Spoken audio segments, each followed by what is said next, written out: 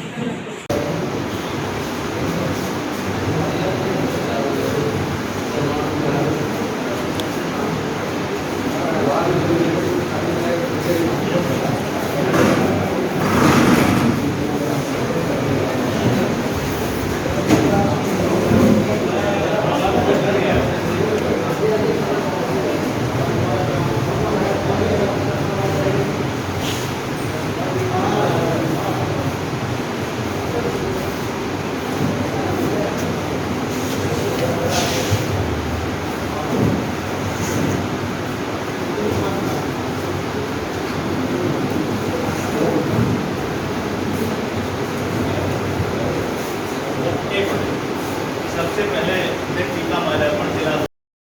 तहसील के उप जिलाधिकारी महोदय, लालगंज तहसीलदार महोदय, नायब तहसीलदार एवं राजस्व के जो कर्मी हैं यहाँ पर राजस्व निरीक्षक या लेखपाल, सबसे पहले मैं आपको एक परिचय ये देना चाहता हूँ कि मैं किसी का इसमें भाई हूँ तो किसी का भतीजा हूँ। मेरे पिताजी भी, जब मैंने आँख खोली तो देखा कि मेरे पिताजी मेरे पैदाइश से पहले लेखपाल हो गए, और जब मैंने आंखें खोली तो देखा कि हमारे पिताजी लेखपाल, तो इतना आनंद आता था हम लोगों को बचपन में, क्योंकि ये लेखपाल का पद जो है, तो थोड़ी सी बात करूंगा आप लोगों के लिए कि ये कोई मामूली पद नहीं है।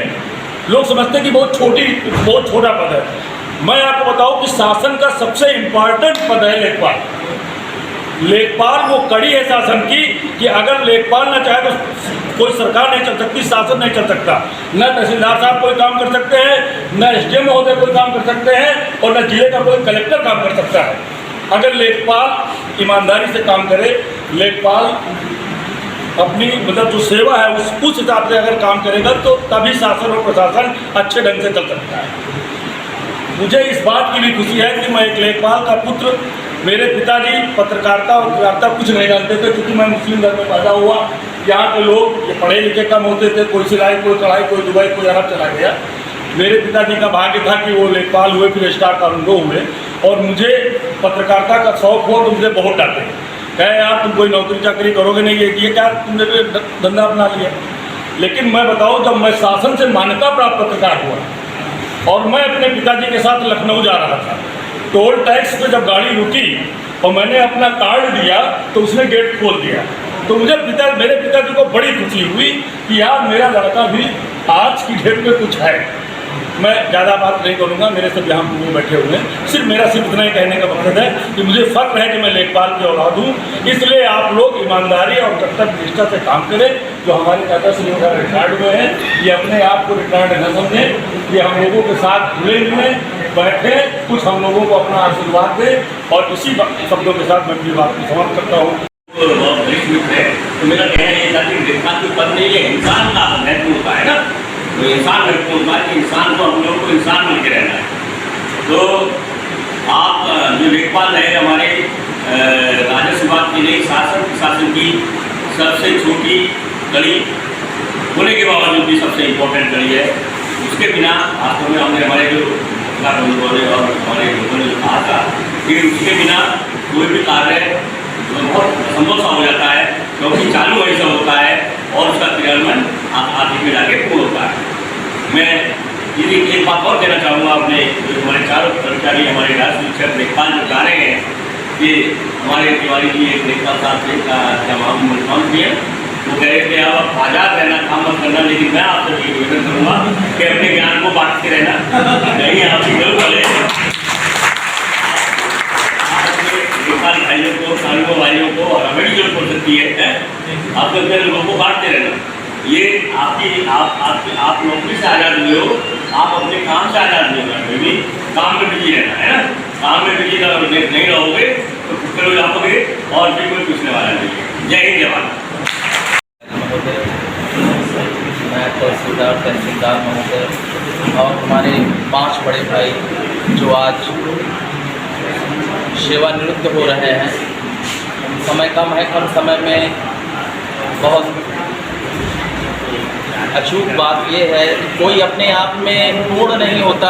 हम आज अपने आप को ये ना माने कि हम आज से रिटायर या सेवानिवृत्त हो जाने के बाद हम बिल्कुल निष्क्रिय हो गए, सक्रिय नहीं हो पाएंगे।